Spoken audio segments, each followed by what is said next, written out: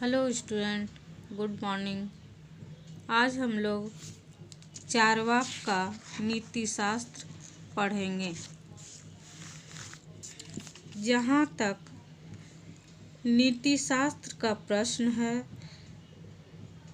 नीति शास्त्र के अंतर्गत पुरुषार्थ 4 प्रकार के बतलाए गए हैं: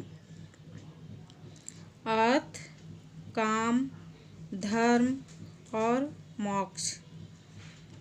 भारतीय दर्शन में प्रायः सभी संप्रदायों ने इन चारों पुरुषार्थों को अपने दर्शन में अपनाया है।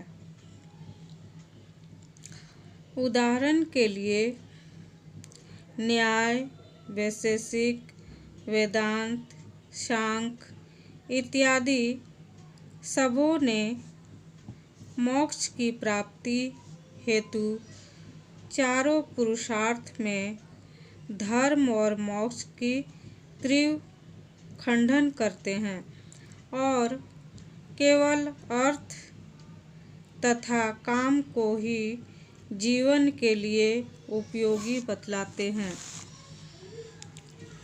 वस्तुतः भारतीय दर्शन में जीवन को सुखमय बतलाया गया है और दुख से छुटकारा पाने के लिए मोक्ष का सहारा लिया गया है। चारवाक ने भी दुख को स्वीकार किया है, किंतु वे दुख से दूर होकर भागना नहीं चाहते, बल्कि दुख से संघर्ष करने की बात करते हैं। वे कहते हैं कि जब दुख ही रहेगा तब सुख का क्या महत्व रहेगा। कांटों के डर से गुलाब के फूल से दूर भागना एक मूर्खता है। चारवाक कहते हैं कि कांटों के डर से मछली खाना नहीं छोड़ देते। कोई भी बुद्धिमान व्यक्ति अन्न को नहीं छोड़ता है, यद्यपि उसमें भूसा लगा हुआ रहता है। भिखारी के मांगे जाने से कोई भोजन बनाना नहीं छोड़ देता। अतः दुख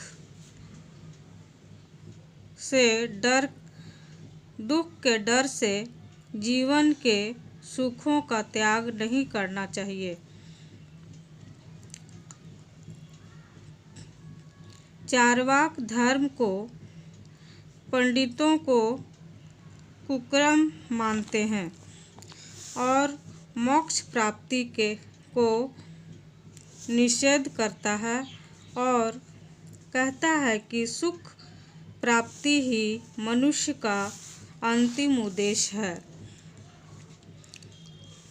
चारवाक के अनुसार धर्म मानव के कर्मों का लक्ष्य नहीं है।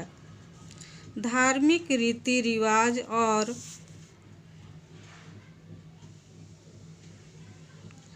स्वर्ग की प्राप्ति के लिए तथा नरक से बचने के लिए बौद्धिक कर्म करना निरर्थक है।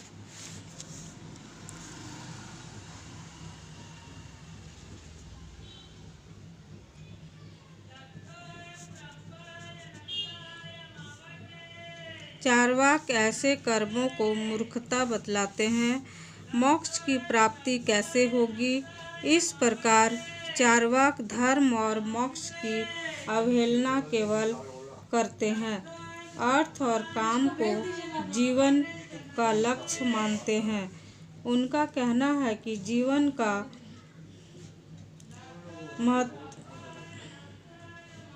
महत्वपूर्ण स्थान है। चारवाक विशेषकर शारीरिक सुख पर अधिक जोर देते हैं और कहते हैं कि मनुष्य को जिस काम से सुख की प्राप्ति होती है वही काम उसे करना चाहिए और जिस काम से मनुष्य को दुख पहुँचता हो वैसे कर्म नहीं करना चाहिए।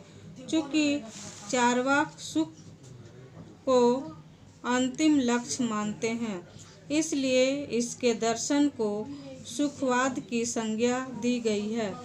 चार्वाक के अनुसार प्रत्येक व्यक्ति को अधिकतम सुख की कामना करना चाहिए।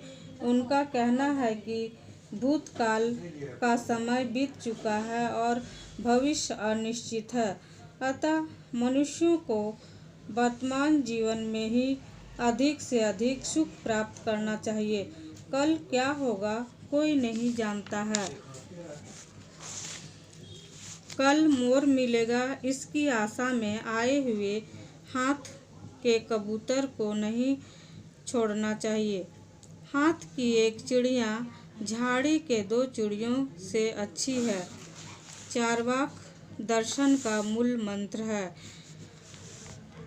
यावत् जीवेत सुखम जीवेत ऋण कृत्वा धृतम पीवेते, अर्थात जब तक जिए सुख से जिए। सुख की प्राप्ति हेतु कर्ज भी लेना होगा तो मनुष्य को पीछे नहीं हटना चाहिए। चार्वाक कहते हैं कि मनुष्य को हमेशा अपने इंद्रियों को तृप्त करना चाहिए।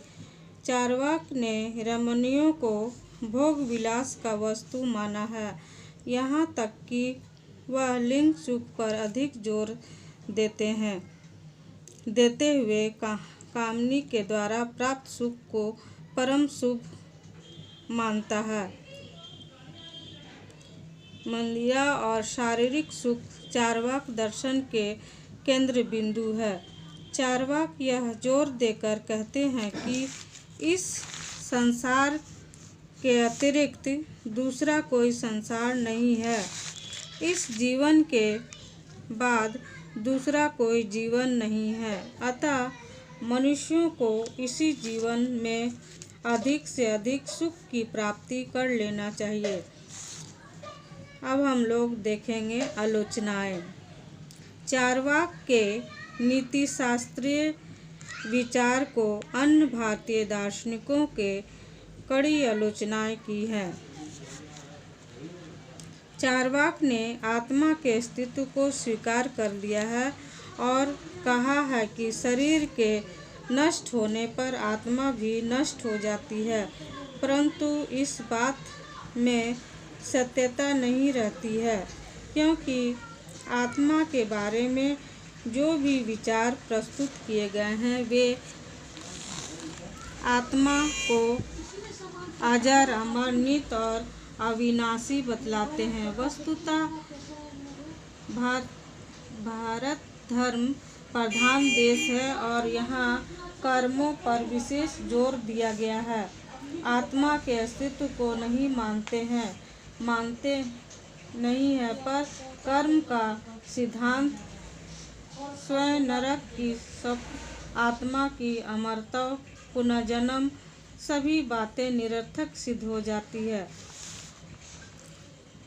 जहाँ एक और भारतीय दार्शनिकों ने मनुष्य के जीवन का 4 प्रकार के पुरुषार्थ को उपयोगी माना है: अर्थ, काम, धर्म, मोक्ष। वहाँ चार्वाक ने केवल अर्थ और काम को ही पुरुषार्थ स्वीकार किया है, जिससे इसका दर्शन अधूरा और एकांगी सिद्ध हो जाता है। वास्तव में हमारे जीवन के लिए धर्म और मोक्ष भी बहुत महत्वपूर्ण स्थान ग्रहण करता है। चार्वाक ने ईश्वर के अस्तित्व को भी अस्वीकार कर दिया है, जिससे धर्म अशुद्ध हो गया है, क्योंकि ईश्वर धर्म का केंद्र बिंदु है। चार्वाक ने अपने ज्ञान मीमांसीय सिद्धांत के अंतर्गत ज्ञान प्राप्ति के साधन के प्रत्यक्ष, अनुमान, उपमान शब्द में केवल प्रत्यक्ष को ही ज्ञान प्राप्ति का एकमात्र साधन स्वीकार किया है, जिससे यह आलोचना का विषय हो गया है, क्योंकि हमारे बहुत सारे ज्ञान अनुमान, उपमान तथा शब्द पर आधारित रहता है। Thank you. अब इसकी चर्चा मैं अगले क्लास में करूँगी।